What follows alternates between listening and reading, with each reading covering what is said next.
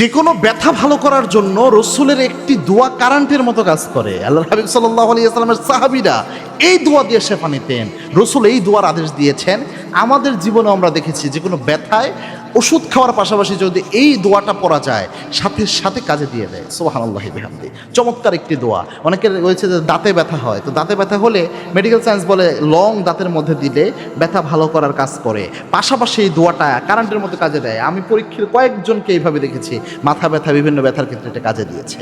আল্লাহর হাবিবের সামনে একবার এক সাহাবী ব্যথা নিয়ে আসলেন।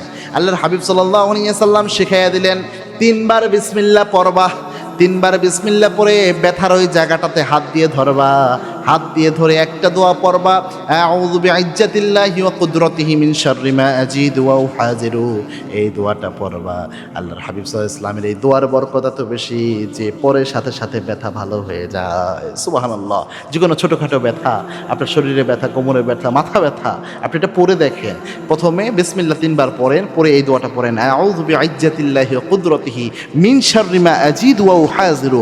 পরে দেখেন ব্যথা কত দ্রুত ভালো হয়। পাশাপাশি শেফার জন্য আপনি তো ওষুধ খাবেনই, কোনো সমস্যা নাই, বাট এই দোয়াটা রহমতের মতো কাজ করে এবং বরকত হিসাবে, এবং এই দোয়াটা অনেক দ্রুত আপনার ব্যথা ভালো করার জন্য সবচেয়ে সহযোগী ভূমিকা পালন করে।